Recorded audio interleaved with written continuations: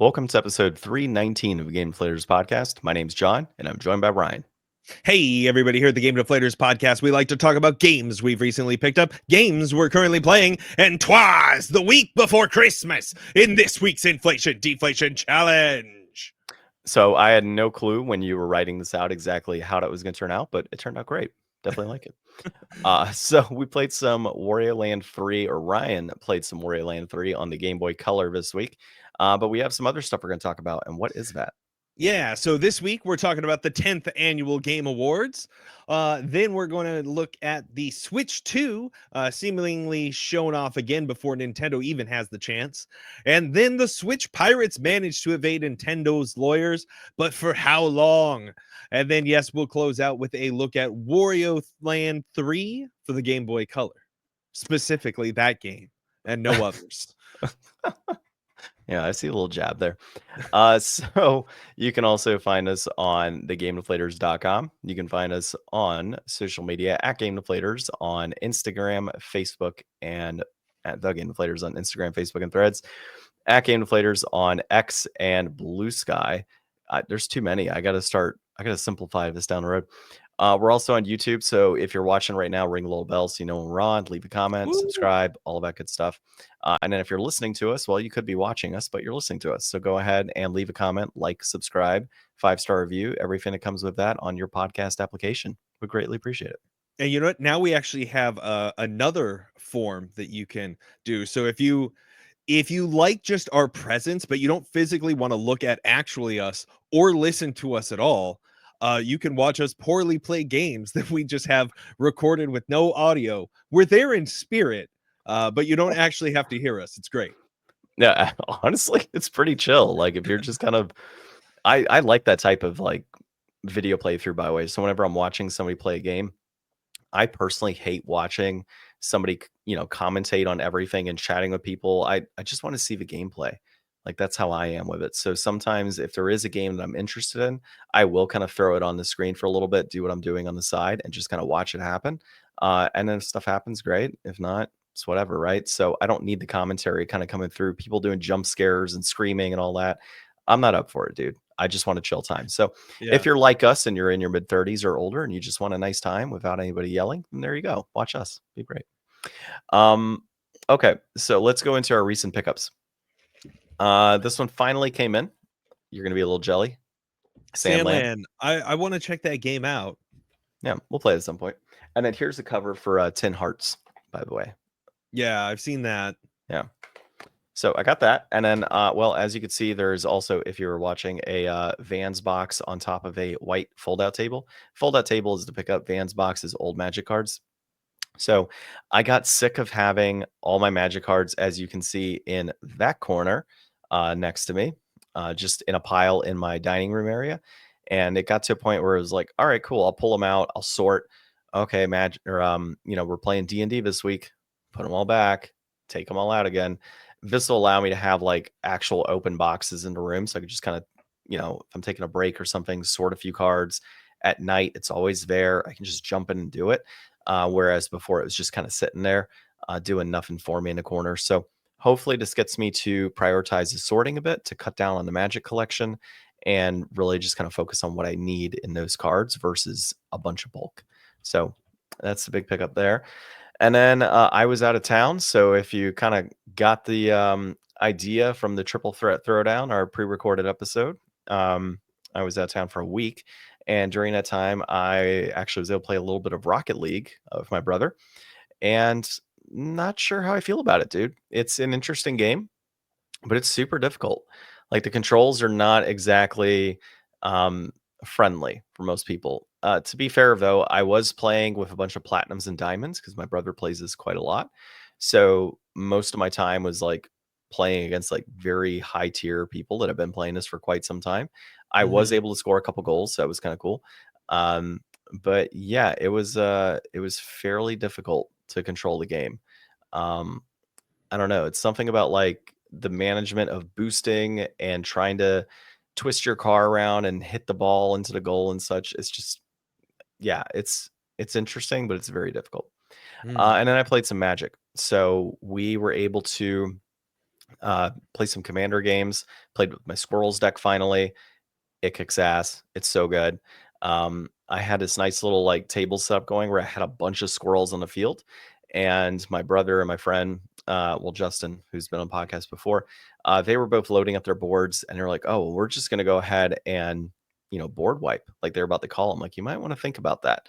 So I had a card on the field that said, um, "When this dies, or when another creature dies, you're supposed to create 1/1 squirrel tokens, right? Or 1/1 rats or something like that. Anytime a creature dies, you create one. So if they would have board wiped me, I would have been able to create like another 10 or 12 tokens with Death Touch, like right off the bat. Because the way that the board effect worked, the one that they were trying to do a board wipe for would have killed everything that was 1/1. I mean, anything higher than a 1/1 was the idea, right? So all creatures are dead except 1/1s and above. And so actually, no, sorry, I reverse that. All creatures are dead minus or 1/1 and lower survive. But the card allowed me to create 1/1 tokens. So if he was to theoretically board wipe everything, my 1/1 tokens would remain. But because the board wipe specifically states 1/1 tokens are okay, uh, basically I would be able to keep those tokens that were created after the fact. Whereas if you use like a damnation, which destroys the entire board and all creatures are killed simultaneously, that wouldn't work. But in that specific instance, I would have had a bunch of tokens available to me after the fact. So it's like, cool, you can go ahead and board wipe me. I'm just going to still have like 15 creatures when it's all said and done. And then I'll ping you for 15 little 1/1 rats. So that kind of negated that. I ended up winning ultimately that game through just sheer power of squirrel tokens. It was great. So definitely enjoying Nice. that deck. And then I got a really cool game from my friend called Bad Job Interviews, which I was telling you a little bit about earlier, where you dole out like 4 cards per person. You lay out 10 potential cards as well, which are qualifications. So you have 4 qualification cards in hand, 10 qualifications on the field. And then you have one person that's interviewing for the job. So they'll pull a red card that says, oh, you are going to be a fisherman, right? Or a hitman. And this is the job that you're interviewing for. Tell me why you're most qualified. Well, you've got these 4 cards in your hand, which normally have like nothing to do with the actual job, and you have to try and figure out like, okay, cool, it says I'm into like meth or something on here, so what am I supposed to like, how does that qualify for being a I can fisherman? fish all night long. Yeah, exactly, something like that. I think there was one that was like stripper pole, or stripper was the job. And so the cards that I laid out, I said, well, I got fired from my most recent job, which was all remote work because I was stripping on camera. So clearly I'm very comfortable stripping in front of a number of people on camera and in large crowds. And they were like, well, you have the job because, clearly you're the best suited for it based on how you described it. So it's stuff like that. And it's pretty fun. It's interesting to like, you get all these different characters at the table and their reasoning as to why they should get that job, but they just have to lay out like the most idiotic reasoning as to why they should get it. So it's pretty fun. So that was it for me on currently playing. Nice. So this week I did have a new pickup. Indiana Jones and the Great Circle came out for Xbox on Game Pass, so I picked that up. I played, I don't know, like maybe almost an hour of it. I'm not sure. I need to export it, but I did record it so that I can send it over to the YouTubes. It was pretty fun. It got really good reviews, so I was very excited to check it out. The intro is basically just a recreation of the intro to Indiana Jones, doing the whole running from the boulder and, pouring out the sand and everything. It was a lot of fun. It's definitely not exactly what I think a lot of people were expecting, based on a lot of reviews. You know, the first person and kind of these like hub areas doing like a bunch of side quests and stuff. Apparently, it all stacks together very well and makes a very good Indiana Jones story. It makes these worlds and these areas feel a lot deeper, and a lot of these side characters and quests have a lot of connective tissue that kind of reinforces the main story and kind of keeps everything feeling cohesive and adventurous. I'm excited to probably play some more of that. I am thick into Bug Fables, though. I'm about 13, almost 14 hours in now, a little over halfway. I've got a bunch more recordings there that I need to get uploaded to the YouTube so that we can keep posting those up. So if you have been watching those, thank you. Sorry, I'm not good. I did kind of finally develop like a certain, I don't know, kind of build. I don't know. There's like, you get these medals and you can equip them to do different things. So the arrangement that I have, I've got one person who gets like 2 turns, and then I have another person who, if you start a battle by like ambushing the enemy, uh, all the enemies take 1 damage, and that person gets 2 turns. The way the combat works in this game is you have 3 party members, and whomever is in the frontmost position, they do like an extra point of damage. And then the middle and back positions, they both do just like 2 damage instead of 3, is basically what it is. But you can rotate who's in the front, or you can just change whose turn it is and leave whoever's in the front in the front. So with everybody having, or with 2 people having 2 turns, I can rotate everybody 1 time into the front position to do their full amount of damage. And I mean, it's not like a crazy build. Like, I know that there's like poison builds that you can do where like you inflict poison on one of your characters and then they get like extra damage and extra defenses and things like that. But it's definitely, it feels like something. It feels like I've definitely taken this game and like added my own little twist to the combat to try to, you know, do a little bit better in a lot of situations. I'm finding it, you know, really fun. It definitely is very Paper Mario like. It's giving me a lot of those vibes. I like the story. I like the characters. I have not been doing many side quests in this game. There's like a whole bulletin board that you can do of like character request things. So I don't know. I never really got super into doing those in Paper Mario either. A lot of times in an RPG, it's like enough for me to just be able to get through the whole game, let alone have to do a bunch of, you know, random fetch quests for characters. So I'm having fun. I will get through it by the end of the month, so don't you worry. No punishment here. I do have no idea, or I do have no idea. I have no idea what I want to do for next year, though. John, have you given any thought to your new games resolution yet? Yeah, actually, I gave it some thought when I was watching the Game Awards replay earlier today. So it kind of clicked a possible game that a franchise that I've wanted to dive into, but I haven't before. Eco. And no, no, I've beat all of those games, and actually was very excited about the lead on those games with his new team moving forward to a new project. But no, it's well, we're not revealing them yet, right? So Okay, I yeah. kind of have to hold it close to chest. I've got some ideas on. Yeah, I don't know why, but saying like I've got some ideas triggered at Donald Trump. You know, when he was with Kamala and they were talking about like how you're going to handle certain policies. Like I got some ideas, but I don't know how I'm going to put into practice. So I've got some ideas, but I'm not sure yet. But I'm excited about it, but it would require me Mhm. to play on my PC. I mean, So you made the PC so that you I can play stuff on it, so you might I as well did. use it. Which means I'd be able to chill out and play it with no problem. Like, it's definitely a franchise that I've wanted to dive into for a very long time, but it's not a PS. Crisis. No, but it's not a PS. I could play Crisis on a console though. It's not a PS1 RPG, which is also kind of the thing that been wrangling with. Like, do I go old school PS1 RPG again and continue that trend, or do I dive into this other franchise that I've really wanted to for so long? So, That's the spirit.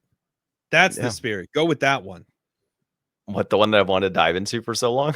Yeah, I mean, that's the whole idea is like the new games resolution is supposed to be a game that's been sitting on your shelf or something that you've always wanted to play, but for some reason you've just kind of never got around to it and to Yeah. finally do it. So Well, I so would vote for that. here's the problem. It's not the best in the franchise. That's the problem. So it's one It of doesn't have those. to be. I know, but it's like, do I start at that one or do I kind of start somewhere else? Well, we'll see. I'll get there. I'll talk to you after the podcast because we're not going to reveal it yet, but I'll chat with you afterwards and see what you think. Sounds good. Yeah, cool. All right. Well, yeah, as far as Bug Fables is concerned, I know you're on like 15, I think, playthrough videos so far. So we've uploaded all the way into, I want to say 12 as of today. And so we'll continue uploading those as they And come along from Ryan. so like John got all the videos like prepped and ready Mhm. in the queue to upload. And then I recorded like some more and I kept hitting like export to YouTube. And then I was looking at the YouTube and they weren't showing up in the list, but I just didn't have the view populated to like show unuploaded videos. It was like just showing the scheduled stuff.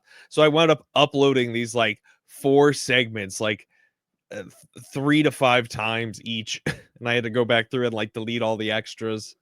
I'm happy you did that before I dove in because I would have been so confused as to what Yeah. was happening. But yeah, I've got you some nice artwork on there for your cover, and it's all loaded up on a day-to-day basis as far as what we have I'll right get that now. But indie one sent over too soon. which one? The Indiana Jones one. Do you intend on playing that all the way through? I don't know, but I mean, we could put up just the first part. Okay, we'll figure it out. Um, all right, cool. Well, let's go into our discussion topic. So this week we're talking about the Game Awards. There were some people nominated, some people that won, and some cool games, right? So why don't we dive in real quick on some of the winners? We don't have to go into all of them. I think the big thing, of course, is Astrobot has won Game of the Year. That one kind of surprised me, actually. Mhm. I was not anticipating that. I was thinking Black Myth Wukong would have actually won. And so It did that win for or the fan vote. it did, yeah, which kind of makes you realize that how much of this was financially motivated because Black Myth Wukong was a huge financial success with the amount of copies that it sold. Clearly, the fans enjoyed it. And I want to say that Astrobot has only sold like 1.5 million copies, I want to say.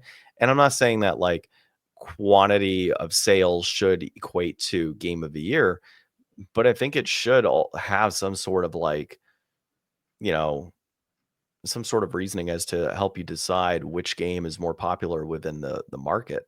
So I Black Myth mean, at Wukong least next year, everything easily. will be very straightforward. Yeah, it'll be GTA Like 6, next right? year, GTA 6 was just going to win everything. So it Yeah. just won't matter. It'll be the GTA 6 awards. Assuming it comes out 2025. Right. It could be That was 2026. the And most nothing award, the most anticipated game. Like, yeah. why even GTA's why like even announce that category? yeah, just say okay, and the most anticipated game is GTA 6. Like Mhm. yeah, I saw that award and I saw GTA 6 come on screen. I'm like, well, come on. Like, we all know who's winning that one. Like, why Yeah. do you even have a category for it? Um, I so think the pacing was a lot better this year. They gave a lot of the people time to speak and be able to accept their awards. I felt like, they did kind of do that thing like we were just saying there, where they kind of clustered some awards together. And, those people didn't really get the opportunity to take the stage and, have a moment, which, it sucks. But I mean, for some of those awards, it's a little bit, maybe I don't know, like the GTA 6, like I guess they didn't need to go on stage and be like, "Hey, thanks for this award. It's gonna be awesome. We promise." Like nobody really needs to see that. but like the esports award, like I think that'd be pretty cool to invite whoever like the top esports person is, right? Or the esports team. Like that'd be a pretty cool moment to have them on Yeah, stage for something like that, right? Like you don't necessarily need to bring out the team that's like who I don't remember which one won like best esports game of the year, but like you don't have to have like that studio come up, but like kind of show some limelight towards the actual players. Like that's pretty cool. Similar to what they did for I forget what's his name that's doing the thing for folks that have been let go oh, the within the gaming Game industry. Changer award. Yeah, Yeah, that like was that. very cool. And Yeah, I I like like how that they one. addressed the change or the issues in the industry a lot more this year. I mean, that was a pretty big criticism, last year, was that he didn't really use the stage to take that moment and speak out against like everything had been done.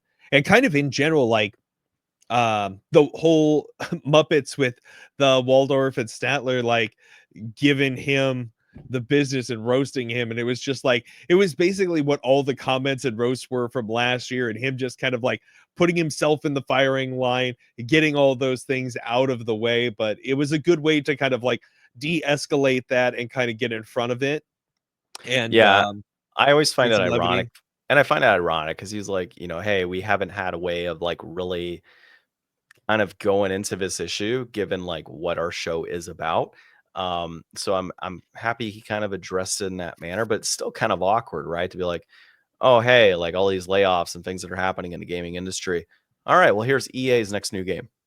Right? Yeah. Like, And you know, I know you said that you kind of didn't get all the way through the end. I should have mentioned this earlier, but if anyone hasn't heard um the speech from Larian Studios head who handed off the award for Game of the Year, talking about what it takes to make a good game and that recipe for success. That's a really good speech, and everybody, especially those people who are heads of studios or work in publishing, those are the kind of people who really need to hear that lesson, that what it takes for a creative project to be successful, and it takes a lot of love and care and respect, and a lot of things that the industry isn't really striving for at this time, but should.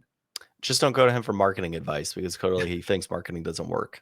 So that's a callback. Listen to the old episodes. Um, so let's see what else we have. The best Let's talk adaptation about was what was Fallout. announced.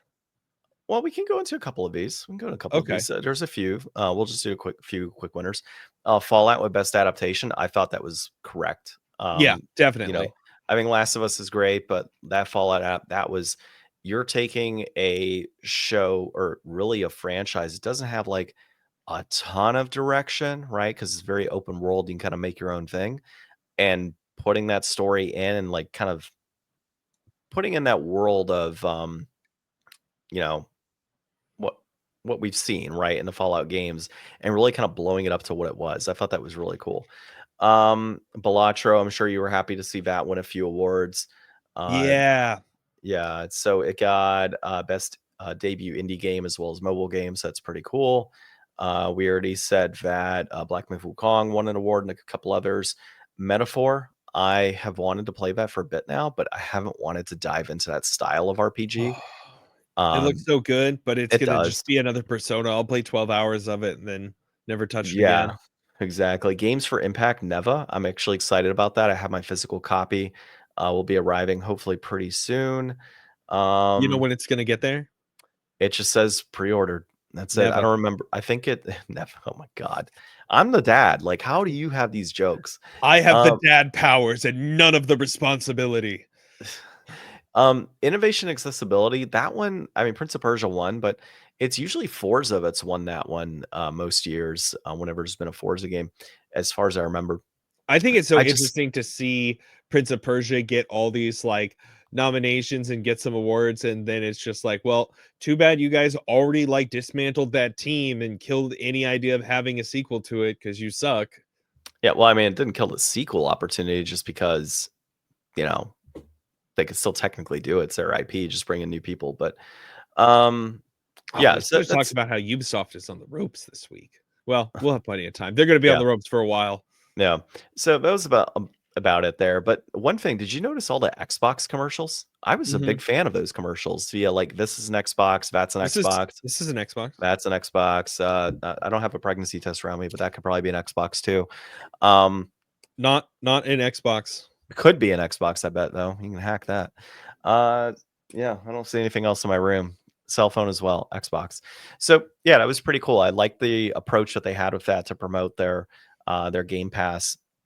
And they had a couple handhelds in there. I didn't recognize brand names on them, but I'm wondering how much of that was a teaser for the news that we've heard about handhelds as well. Because they really, when that handheld came out, they really emphasized that in the video. Like Yeah. that, it was a clear cut, like a handheld versus you kind of had for like the mobile devices, like your laptops, your TV that was kind of set in the background. And then like that handheld came out, camera pan right on it. So that's Mhm. kind of cool. Like, it's subtle. We recognize that this is getting around news wise and yeah, this could be coming. So I think that was more a subtle confirmation on what's been told about a Microsoft handheld. Um, cool. So announcements wise, I'll dive into this first one, which is on your list here, and that is the Intergalactic game. So Naughty Dog's new project. I think it looks badass, dude. I'm excited. It's like a space bounty hunter is kind of the vibe I got from it. Um, Yeah, with some so kind of it looks like a lightsaber version of the swords from Attack on Titan almost. yeah, it looks cool. I mean, you're gonna have people that are gonna shit on it because, oh well, it's a shade female protagonist that's Asian or something. Like I think I've seen some comments like that on Twitter since that was announced. I'm like, Haters gonna whatever. hate. Yeah, I like think it's gonna be so interesting to just see Naughty Dog step up and take on like a whole new IP in a whole new kind of, like space bounty hunting kind of situation. Crazy the amount of product placement in that trailer from like the Porsche and the Adidas and everything. see, Um, I told you when we started talking about marketing in video games, I said that's what you would probably be seeing at some point. That's going to be your advertising. It's subtle, but it's there. You recognized it. yeah. I mean, how could you not? It was on-screen logo. But did it ruin the game for you? I don't know. It's just like to imagine that Porsche is making like space vehicles is dumb. I mean, it's what is it, 600 years into the future or something like that? Jeff Bezos started a website selling books. Porsche was making actual vehicles that moved and he got to space before they did. So I don't buy it. Well, I That needs mean, to be an Amazon branded spaceship. then it That's would be much more accurate. it'd be way too obvious at that point. Way too Mhm. obvious. Yeah. No, but we've brought this up and I've continually said like it's not going to be what you're thinking. It's not going to be an advertisements thrown on screen. Like if this is a way to keep the price of games lower, to throw in a It's Porsche not. logo and a Coke logo into a game because it's sponsored, like because you're putting however many dollars to be input into that game, I'm all for it. If it's going to keep game prices lower. Anyways, it looks like an interesting game. It'll be cool to see. I like Kumail Nanjiani. He looks like he's gonna be like a bad guy in it or something. He was like on like the bounty there. Um, that'll be cool. Okay, now this one I definitely want to talk about with you. Elden Ring Night Rain. I was watching that trailer before I didn't hear because my I don't know if they said Elden Ring or it was just like, here's a debut game. Yeah, they Um, just said that here's like a debut thing. They didn't mention Elden Ring. so I'm watching the trailer and I'm like, because Erdtree's already come out, right? So like I Yeah, was anticipating an Elden Ring type of thing. So I'm watching, I'm like, kind of looks like Elden Ring. And yeah, that looks like some Zelda stuff going on there with the flying. I'm like, somebody's gonna be in for some lawsuits. And then Elden Ring comes up, I'm like, oh, no lawsuits. But what the hell is this? yeah.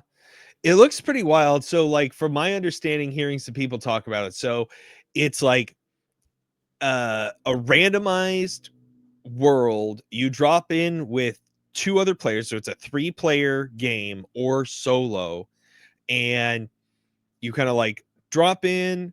You have 3 days that you're like playing where you're running around the map gathering equipment and stuff. I guess there's no mount in this one. You just like run extra fast and you can scale walls and Sekiro jump everywhere and stuff. So you just try to like make your best build that you can, and then each night you fight a boss, and then on the third night you fight like the main boss of like that run, and you just I don't know exactly how the progression or anything like that is going to work, but it looks pretty cool. Yeah. I mean, it's Not what I was expecting. yeah, I would not have expected a spin-off multiplayer for any Souls type game. So, but I guess if there was one that I would expect it for, it would be Elden Ring. Um, just because it seems to have hit a broader audience than a lot of the other games from Software in the past. Yeah, it was just so Yeah. massive. Now we're not going to go into every single game here. These are only the top ones that were revealed. But Yeah, The Witcher 4 with Siri, that was a badass trailer. That I've was never good played any stuff. Witcher games, and Yeah, I watched like the first season of the show. I haven't either. I read most of the first book, which kind of is what the first season is based off of, funny enough. And dude, I like it. It's a really cool franchise. And seeing this, I was like, yeah, this can get me hyped for some Witcher for sure. This So next oh, yeah. sorry. No, go on. I think it's gonna be cool. I'm excited. It wasn't something I was anticipating to be announced. Yeah. I know, as soon as I saw, like, that trailer start, I was like, "What is this?" And then thought I saw, like, CD Projekt, and I was like, "Wait, what?" The And then I second was they like, said, "Oh, okay, yeah, I see where we're going with the this now." second they said CD Projekt Red, I'm like, oh, a new Witcher game. Like this is unexpected. And then of course, like Mhm. who tossed a coin to the Witcher? I'm like, oh, okay, this is cool. Yeah. Um, So yeah, this next one, I think we're both excited and a lot of people are really pumped for. This is Project Robot. It's by Eco and the Shadow of the Colossus director Fumito Ueda. well, and Last This Guardian. looks Let's not forget Last Oh, Guardian. and The Last Guardian. This looks awesome. This looks Yeah. so cool. And I have no idea. Nobody has any idea what it's about or what's going on in it, but it just like, yes, please let me climb giant robots and try to escape the sky ring of death. Dude, this specific director, I have always enjoyed projects from originally the Team Eco, which is now disbanded, and now you of course have from his new team. I don't think it's noted on here exactly what the new team is called. Gen Design is a new studio. So I'm excited, dude. I've been clamoring for an Eco Shadow Colossus Last Guardian game for some time. I continually look online to see if there's anything coming out. And like, I'm not kidding you, at least once every few months, I'll be like, all right, like Team Eco, like, is there any news on something coming out? And now we have something. Yeah, the So next I'm thing pretty I stoked. thought we would see would be like I kept envisioning like a VR version of uh Shadow of the the Shadow of Colossus. the Colossus That and that'd be just pretty being cool. like, that would be crazy. That would be pretty badass to try and do that one. I'll skip over to some pretty quick, Yeah. or these few. Borderlands 4 officially got announced. Nah. Okami, That's uh, cool. It's the cool that sequel. Okami's coming back. I guess one thing I want to point out is like I was listening to the Friends Per Second podcast and they were talking about this and they're like, "Oh, like Okami like being so confident and they've got all these Resident Evils behind them and now they're finally kind of going to go back to this like golden time." And they were talking about it in this very positive way and I get it. Like Okami, legendary game, lots of people love. I have no problems with Okami coming out at all, but it's not an innovative decision. Like these studios have been revisiting their pack catalogs, making, remasters or trying to tap into that old nostalgia instead of creating new ideas for years. So I've zero problems with them making this game, but it's not an innovative or new decision by them. It's just them going through the back catalog and being like, okay, literally, like, what's next that we could cash in on again? Yeah. Now, when I was selecting different articles. Hold on one second. I'm gonna be coughing here in the episode. When I was looking at articles to kind of select, um, Capcom has actually said that they are starting to dive into their dormant games and starting to bring them back out. So Dino Crisis will most likely be seeing That's what some sort everybody's of pumped for. revival. Oh yeah, yeah, for sure. And that dude, when that goes, like when they have something happen, whether it's a remake or Have you like ever a played Dino Crisis? we haven't. I have the first one and the third one. I don't have the second one, I think. Um, so yeah, I mean, like they're, you know, digging into the archives to pull out old games, which is kind of cool, if they make sequels and such. The next one that we have here actually kind of got me excited, strangely enough. Um, so Shadow Labyrinth, which stars Pac-Man in a very dark version of Pac-Man, like it. Dude, I don't know how to really Have you seen describe this. Secret Level yet? Not yet. I'm waiting Me, for all of them. but I guess this is part of that. Yeah, yeah. I remember seeing like the darker side of Pac-Man on the secret level trailer, and be like, "Whoa, that's kind of like gnarly looking." This is badass, dude. Like, this is something that I totally want to look into and play.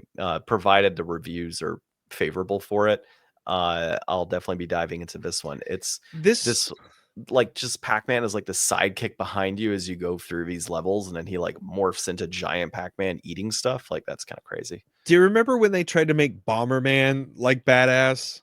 Mm-mm. No, and I like the Bomberman franchise. I don't remember that. Outer Worlds 2 got a reveal as well. I was not surprised to see this. It was kind of nice to see it listed for PS5 as one of the release consoles, so that's cool. The one I'm excited about, Virtua Fighter 6 got confirmed. This is awesome, dude. Like Virtua Fighter 5 was the last installment. That was on the PS3. So this is going to be super awesome to play. So I will more than likely, this is one that I will more than likely purchase. Let's see. We both agreed on Split Fiction.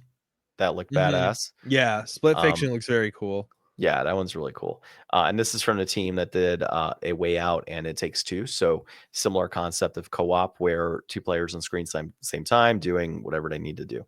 But I like it. So one is like a sci-fi world, and the other one is a fantasy world. And at some point, their fictions meet, and they have to try and traverse through this game with their various fictions tied in. So there's dragons, there's spaceships and explosions, all this other cool stuff. So definitely, it's just like, how does one studio, like somebody was saying this, I think it was also in that Friends Per Second podcast, but it's like other studios would make like this core thing, like each of these designs, like the whole game. And it's just so wild to like imagine being at a studio where it's like, all right, we're going to make like 30 games in one. Yeah. Like that's pretty crazy. It looks so imaginative. Like all of their games have been like very ambitious and very different. And I think that they're going to go down as like one of those like legendary studios that has just like made hit after hit. And I can't wait to see how that one comes out. And then next up was Onimusha, which I don't know much about Onimusha, but we played one not too long ago because I watched a video that made me want to check out an Onimusha game. And it didn't go super well. It was kind of difficult and not like the greatest game, I think, from what I remember. But like as soon as I saw what was going on here, I was like, oh, I know what that is now. And I think it would be a fun game to like have a new version of Onimusha. Yeah, I mean, it looks like it's a new entry into the mainline franchise, which is pretty cool. I need to play through them.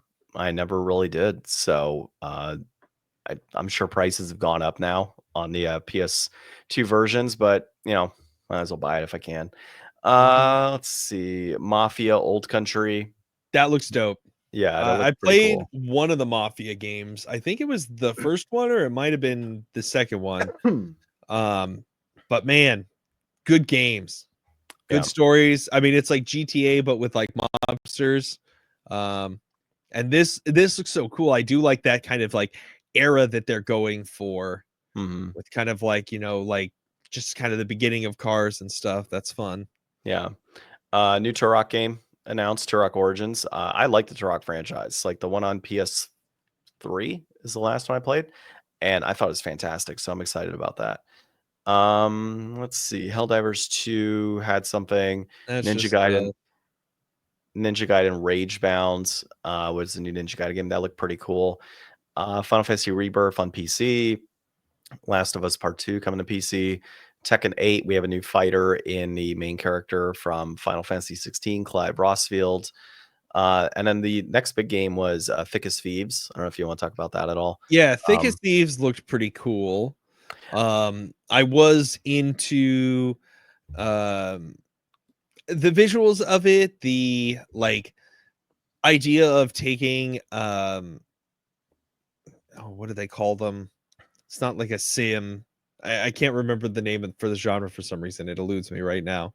But yeah, like a really expansive, like realistic world where you have a bunch of systems that you can play into and you can approach things from different directions. The idea of having like a competitive heist where you and somebody else who each has like your own individual skill sets are competing for the same prize, and trying to overcome either the same obstacles or completely different obstacles depending on your approach and where you're coming from. That seems like pretty cool. There's one game on here that I don't see on this list. The what was it? The Century or whatever. Century Project. Century Project. Yeah, that looked very cool. Yeah, it was very much like what do you call it? Yakuza. Yakuza series, yeah. So, I mean, it's from the same team, I believe. That one actually, Yakuza is another one. As I was watching, I'm like, man, like, do I want to play Yakuza for my, I think it's Kiwami is the Mhm. like the prequel. Um, yeah, that might be a new game's resolution. We're not sure yet. We'll see. That's why I said I have some ideas, but I'm not sure. Steel Hunters look pretty cool. It reminded me of um, War of the Monsters, but with robots. So we played that one. I thought it was pretty cool. Like you just Reminded me pull of Chrome Hounds for the Xbox 360. rematch from the Sifu team. It's basically like, so it's funny when we were talking about this before. You have Rocket League, which is soccer with cars, and then you have rematch, which is soccer like Rocket League. Yeah. So it's a dome style like arena where you can bounce the ball off the walls and such to be able to score goals. So I thought that was pretty cool. That's actually something I'm pretty excited about. Um, I'm gonna look for any others on this list for you. I mean, I'm pretty I'll good. talk about Dispatch for a moment. I know you kind of checked it out for a second and didn't seem like that into it, but that looks like kind of an interesting game. It's got a lot of um I don't know. It gives me the vibes of like My Hero Academia sort of, where it's like, you know, heroes but in a less like, Justice League kind of way, more as like a controlled and regulated kind of thing, and you're kind of like working in dispatch and trying to like send the right heroes to do the right job, and then it's got these like high quality animated cutscenes and stuff, very kind of like a Telltale-esque, and it's made by some of those creators. That seems like that'll be pretty popular when it comes out. I don't know if it's something I'll specifically try, but it definitely seems like one of those games that could have like a pretty good audience, and maybe something we'll see more of from that studio. Yeah, definitely not my style of gameplay when I was watching a trailer there, but I mean, we'll see. There could be more info that comes out. This is, yeah, okay, cool. Like definitely check this out, but Mhm. not up my alley so far. Well, let's dive into our two articles that we have. So you have the first one here. Yeah, so this week, looking at Nintendo Switch 2 design seemingly leaked by carrying case maker, similar aesthetics with a larger screen and Joy-Cons. This is by Christopher Harper at Tom's Hardware. I'd seen this all over this week, people talking about it, or I guess last week. But basically, D brand, maker of phone skins and cases and all kinds of stuff, they leaked or they released images of their case for the Switch 2, the Kill Switch 2, and basically just have like a full render of what the Switch 2 is seemingly going to be inside of that opaque shell. So it's, I don't know, it seems like it's going to be something everybody's already seen by the time we actually get to see it. I mean, there's been lots of like other leaks and articles out showing like, here's like a full 3D printed version of the renders that were leaked, or the measurements that got out, or all these different things that we've been hearing for some time. But to see somebody who's making an official, accessory for, I mean, I guess, I don't know if Nintendo contracts them to do that, or if it's more just like, hey, we're just gonna do it, because who's gonna stop us?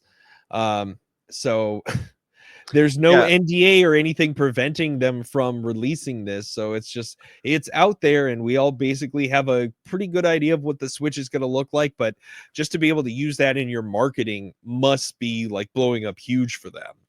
yeah. I mean, some of it I question, right? Like it's obviously a render; it's not an actual image of the product. We did see a few months ago that Switch Up actually had what they claimed were like leaked images or something of the Switch 2 design. So I'm wondering how much of this is like either confirmation from this company as to what the Switch 2 design is going to look like, or just additional rumors that are not 100% confirmed.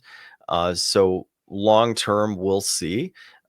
Really can't say much until Nintendo actually reveals that final product. I think if it is 100% going to be what we're seeing here, right? Magnetic Joy Cons. I think it was an 8-inch screen instead of a 7.2-inch screen, which is what the OLED has right now. I think that Nintendo more than likely will, of course, go with that style. And they've probably already said, hey, here's the sizing and such, kind of go based off X renderings. But there will likely be more things that we don't know of that are going to be released or revealed at a later time, of course. And some of that may be button layout. It could be, there's like a capture button that's noted in these renderings. So maybe that is in there in the final design. Maybe it's not. Time will tell Yeah, overall. and I mean, at the end of the day, like, even if they have missed that opportunity to show off the design of it, as a physical device, what's going to matter is, when it switches on and we see those images for the first time. I mean, that's what really matters. I feel like every time a new Nintendo console comes out, it's like seeing Mario for the first time again. And like, really, what always pops into my mind most is like in Melee when it goes and it like scrolls up Mario and you see like the denim texture and you're just like, oh my god, what have graphics become? You can see denim now. Like, it's like that every time they show off a new Mario. So like, that'll be what really makes it in the end. This isn't gonna be too big of a setback for Nintendo, honestly. It's almost as bad as the adult film industry when it hit 4K, right? Like, oh god, there's pimples. Like, you shouldn't be able to see these things on Oh TV. god. Yeah, no. Um, it's always been the argument I hear from people, right? Like, I don't need it to be that HD. Uh, so, um, yeah, I mean, or maybe Nintendo has swerved all of us and it's gonna look completely different. And they've just like put this stuff in the market to be like, we know it's gonna leak. The real design's behind the curtain. It gets revealed to be like something else. Um, we'll see. It's either gonna be one of two things: either the worst kept secret of all time, or Nintendo's really gonna shock us with something totally off the wall. I'm Hmm. kind of going with the worst kept secret. So all right. And then kind of continuing with the Switch. So Switch Pirate dodges Nintendo's multi-million-dollar lawsuit. And this is through Overkill .wf. So hopefully I don't get a virus from them. WTF. WTF. Oh, okay. Well, I'm blind. Yeah, so very interesting URL there for sure. But that said, so Jesse Keegan, I think is the name, is a known Switch pirate who has been really just kind of showcasing games that are stolen, essentially pirated copies of Zelda games, for example, before release, games that are very much, things that Nintendo would like to keep under wraps, right, before showing gameplay. And it's they're thinking it's costing them millions of dollars. I don't remember the exact number. I don't know if you have that handy, but basically this guy's an idiot. Like at the end, like, so most times you'll see Nintendo go after like, oh, so and so is reworking a Metroid game, or they're doing an Unreal version of Zelda, and Nintendo shuts it down. You're like, come on, like seriously, like that's just dumb to shut that down. Pal World would be another example, right? Like throwing out lawsuits for things like that. This dude's a moron. Like straight up has been on Reddit threads promoting his YouTube channel and has received multiple cease and desists from Nintendo to stop playing games that are pirated. He continues to brag I think about they it. also like distributed pirated games or like linked to websites where you could get pirated copies. I think that was a lot of it too, was kind of just like networking and making it easier for other people to do the same. Yeah, he's doing a lot of harm to Nintendo. And like normally I don't take sides of Nintendo on stuff like this, like, emulators and ROMs and all that stuff. If you're Um, doing it for yourself, you're preserving. If you're promoting it online blatantly like an asshole, I mean, you've got a pirate flag up. Like, I I mean, mean, what do you want to do?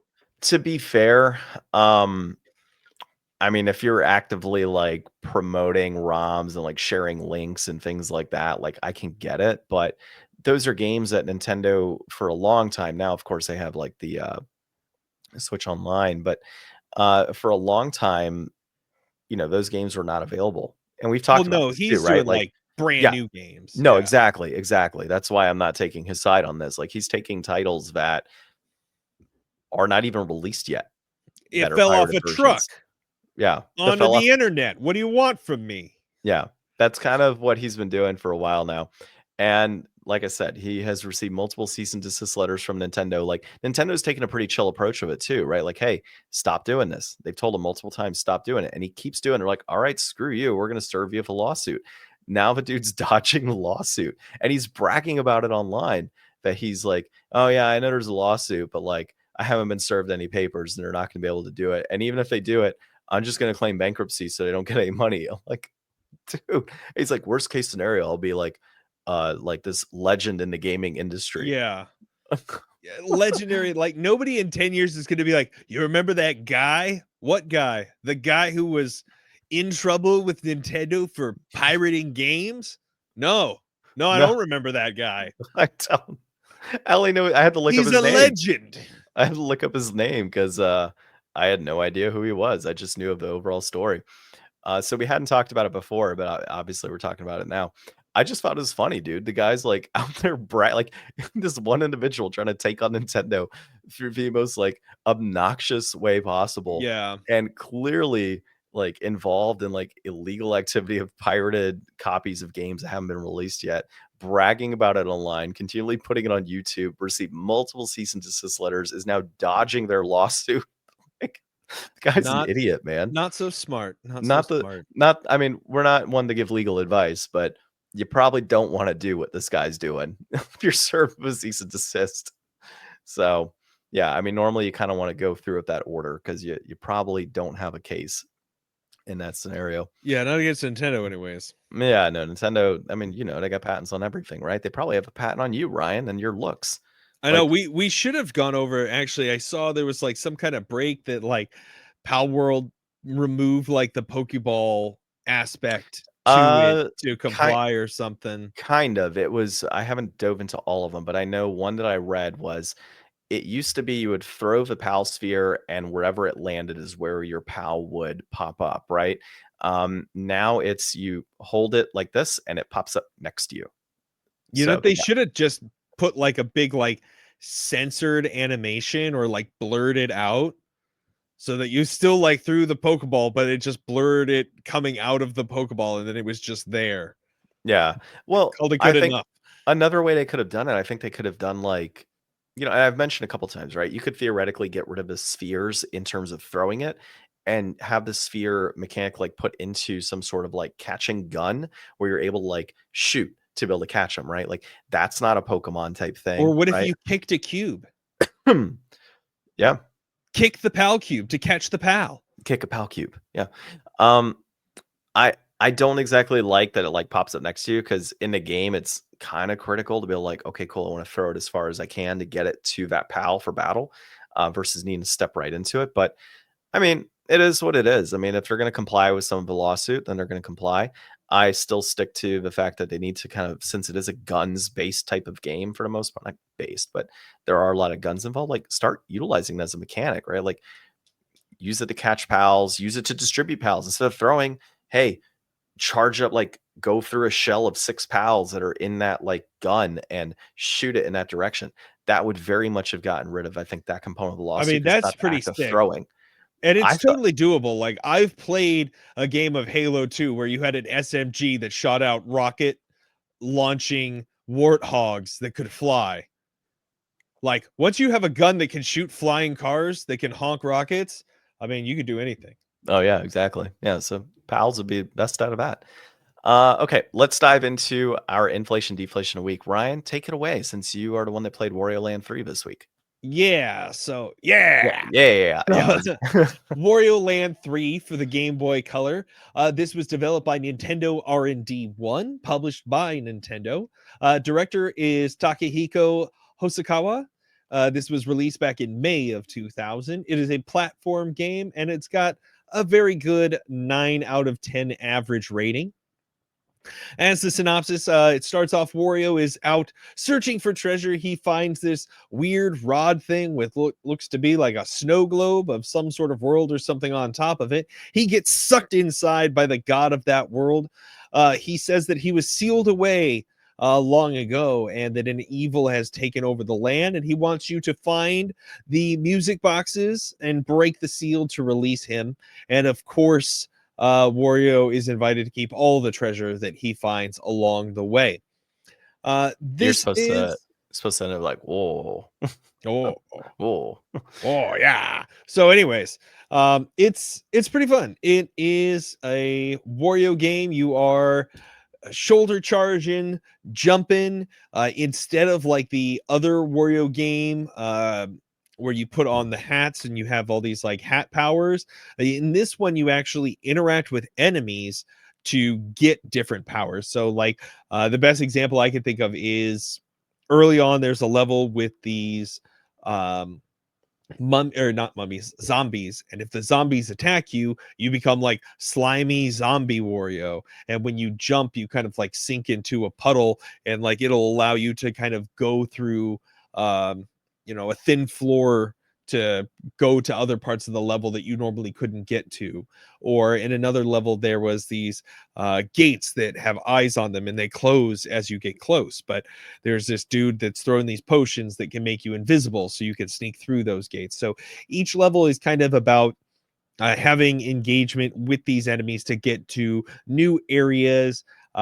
Each level has a certain amount of coins in it, has certain treasure chests that you need to find by using different powers and going to different areas. There's also a day-night cycle, so the levels can change a little bit depending on what time of day you are in the level. So it's definitely one of those things that I think is pretty interesting for a Game Boy Color game. It has a lot of, those kind of next level things that I think, maybe weren't ideas yet, or maybe the Game Boy wasn't really capable of doing, but just some of the interactions and the animations and the ideas of, like changing time of day, changing your character in, more interesting ways than just having a power up that you pick up and now you're that for the rest of the level. Because like the zombie thing goes away if you go through a light, so you have to maybe navigate a level and try to avoid the lights, or maybe you have to make like a harder platforming challenge while you're invisible because you can't see your character to get past the thing that would make you become visible and have to try over again. So that's, I mean, kind of a general synopsis based on the first few levels that I had played of the game, but a lot of fun. I had a really good time with it. um I think it's worth being a Wario game. I've played Wario Land 1, right? Mhm. And so that to me, with the style of gameplay compared to a Mario game, it's definitely slower. At least in that one. I don't know. Was your experience kind of similar to that? Like it feels like Wario's weight is definitely tied to what you're playing. Like his Yeah, and jumps it's are a lot slower. more going up and down ladders and navigating Mhm. kind of like obstacles, rather than Mario is really just about like getting from left to right and going a distance. Yeah, Wario is smashing boxes, of course, obviously smashing up and Mhm. hitting boxes as well on a normal basis, but you're kicking enemies, you're ramming into them, you're jumping on top of them, grabbing them, things of that nature, at least in Wario Land 1. So yeah, I mean, I can, having experienced that and hearing what you're talking about, I can definitely see the similarities there. And I've had a good time with Wario Land, number one on Game Boy, so I imagine on the color it's probably even better. I'd Yeah, be curious it's a about very good looking game too. So I mean, I think that a lot of Game Boy Color games are very nostalgic for me just because I had a very fond time with my Game Boy Color. I think that it really, brought a lot to, you know, the Game Boy always felt so distant. Like, even though it was fun, that like just green and black color, it really it made it not immersive in such a like real way, and it was very hard to see the screen in a lot of lighting scenarios. Like the Game Boy Color was that game that was like, okay, yeah, now it's like this is real, like things are getting better. There's a lot more kind of evolution to some of those systems like you're seeing here. So Yeah, and if you were lucky, you had a Super Game Boy on your Super Nintendo, so you can kinda plug that in, pop it on TV, yeah, and play that there way, you which obviously I think is more of a preferred method go. instead of using Hmm. the original Game Boy. But I do wanna point something out for those that are watching and listening. You notice how Ryan didn't have any errors on, director names or dates or anything like that? Yeah, that's because he was taking the lead this week, so didn't Hmm. have to worry about it. Let's just calling that I out. know. Just calling it out. It's okay, John. We know that you make mistakes. It's all right with us. We would have Cool. told you 300 episodes if it was a problem. 318 episodes, 319 at this point, sir. I would have given Uh, you a little leeway. mhm. So let's look at brass tacks here. Complete in box will run you 97.35 on this game. It peaked at 30.06 in December of 2022. That No, price that's is wrong. yeah. Oh, see, look, people, he did it to me. Completely messed me up. All right, well, I'm gonna keep going Just through this. flip it. It's under the loose one. Oh, okay. Wait, I'm confused. Oh, Just I flip see. the peaks. Okay, I see. I see what you're doing. So that game peaked at 144.54 on October of 2021. Can't believe you did it to me again. Look, I shouldn't have even gone through it. I should have let you mess it up. A loose copy runs 25.46. That peaked at 30.06 in December of 2022. That price is trending up.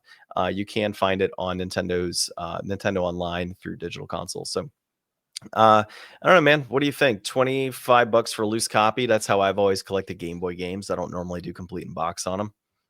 That is a lot of money for a little cardboard box. I'm not gonna lie. So I Yeah. definitely don't think the complete in box is worth it. This game is available on the Nintendo Switch Online, which is like 20 bucks a year. That's definitely the best way to play this game. If you are a particular fan of Wario or Wario games, or you're just trying to build a collection for the Game Boy Color, I mean, this is not the most expensive that this game has been, and it's likely not going to be the most expensive that it's going to be in the future. So it might be one of those situations where buy it now before it gets worse. Like, honestly, this is one of the lowest prices that it's been at um in the last couple of years. So I really anticipate it probably going up only from here. So uh that's kind of my best advice. If you want it, get it now. So just Pay right. more later. I guess, yeah, I mean that's I'm still gonna say it's probably inflated though. Like 25 bucks just seems like a lot for this game for me. I definitely We might have to start looking at comparable market, right? Like the comps on other games that are on those consoles, similar, I guess, similar to real estate in a sense. Um, what the vast majority of Game Boy games are going for a pretty high price point, and this is the lowest price game out of like the Wario franchise on the Game Boy or Game Boy Color, then you mm, might have to say it's deflated in that instance, right? Like, could it be worth more compared to other Wario games? Sure. yeah, You know, let's look at oh my god, some of these are ridiculous. are you looking at pricing? Yeah, I just kind of pulled up pricing. I mean, there is a lot of Wacky Races is is cheaper. Let's see here. Oh, are you looking at like Uh, all Game Boy Color games? Yeah, I went into Game Boy Color games and I just organized it by price, and I'm just But I trying to mean, like scroll around and see what's in here. yeah, but I mean, you got to go into it from like a platformer standpoint. Like, what other platformers are on the console? What other specifically Wario or Mario related? Like, if you looked at Game Boy Color games for Mario, It's cheaper than Wario Land 2. there you go. It's close to Rayman. So it might be just right. It's above Mario Golf. Well, I mean, it's Mario Golf, which is fun. It's one of my favorite sports games for Mario. Funny enough. Yeah, I don't know. I mean, I guess we'll say just right. There we It go. doesn't feel just right, but I mean, it's I don't know. What are you gonna do? It's just right. That's the market. That's what the market is. So cool. Well, I think next week let's look at Uninvited on the NES. Is it because Santa's coming? It's because Santa's coming and we have not invited him into our households. Good thing he's He, not a vampire. he just, oh God, maybe he is. That's why he keeps coming every year. Well, he wouldn't be allowed to. You have to be invited to be a vampire, right? That's one of the Uh, rules. yeah, but he gives us presents. So, I mean, come on. I mean, you I would never know if he just bloodied somebody with that red suit. You know what? He probably globally has, everybody believes in Santa. He's hit all of us with his vampiric, you Mm, know, yeah, like whatever he's glamour. convinced. Yeah, I don't know what it is. Like he sparkles, I guess, right? Like if we're going Twilight. Um, yeah, the dude, like we haven't invited him into our household because we don't have a choice to uninvite him now. Like, yeah, we're stuck. We're succumbing to his will at this point. He gives us presents. We give a little blood every year. That's how it works. So, the lore of Santa. Somebody's gonna make a movie out of that. Watch, we're gonna lose out on millions of possible B-rated movie dollars because of this. Yeah, we had our chance, Ryan, but uninvited. That'll be our game next week. Should be fun. Until then, Sounds good. This has been episode 319 of the Game Deflators podcast. My name's John. I'm Ryan. And thanks for listening.